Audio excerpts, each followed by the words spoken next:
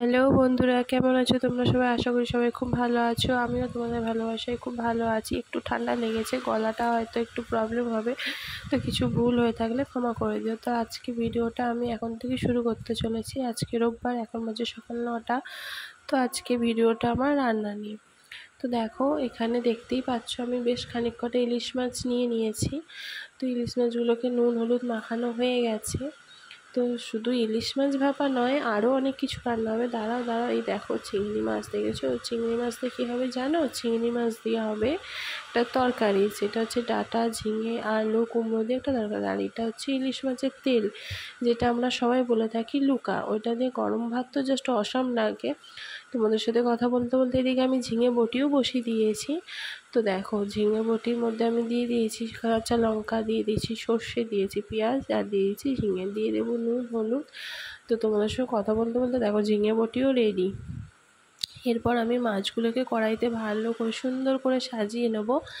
আর এখন আমি এটা শুধু সর্ষে দিয়ে করব। ইলিশ মাছ মানেই তো বাঙালির, মানে কি বলবো, বাঙালির কাছে ইলিশ মাছ মানেই মুখে জল চলে আসা, তার উপরে ভাপা বা জাস্ট অসাম, কিছু বলা যাবে না।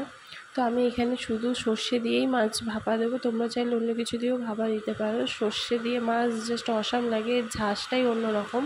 তো এখানে আমি দিয়ে দিয়েছি নুন হলুদ দিয়ে দিয়েছি। তো মাছটাকে ভালো করে আমি মাখিয়ে নেব, নিয়ে বেশ খানিক কটা কাঁচা লঙ্কা দিয়ে দেবো। তো দেখো, এদিকে মাছটা আমি বসিয়ে দিয়েছি, দেখেছো কত সুন্দর দেখতে লাগছে।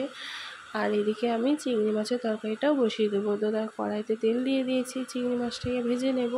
তো চিংড়ি মাছটা আমার ভাজা হয়ে গেছে, এখন মাছগুলোকে আমি তুলে নেব। এরপর কড়াইতে দিয়ে দেবো সাদা জিরে ফোড়ন, এবার দিয়ে দেবো সব সবজিগুলো। তো সবজিগুলো দিয়ে একটু নাড়াচাড়া দেবো, ভালো করে ভেজে নেওয়ার পরে এই তরকারিতে আমি কোনো মশলা দেবো না, জাস্ট একটু আগে থাকতে ভেজে রেখেছিলাম সাদা জিরে, সেই ভাজা মশলাটাই দেবো। তো এদিকে মাছও রেডি হয়ে গেছে আমার। তোমাদের সাথে কথা বলতে বলতে মাছের লুকাও ভাজা হয়ে গেছে। তো দেখো, সবজি ভাজা হয়ে গেছে, এখানে আমি দিয়ে দিলাম মশলা, দিয়ে দেবো মাছ। তো কেমন লাগলো ভিডিওটা সবাই প্লিজ কমেন্ট করে জানিও। তো আজকের মতো আমার ব্লগ এখানেই শেষ করলাম, দেখা হবে পরের ভিডিওতে। টাটা, সবাই ভালো থেকো, সুস্থ থেকো।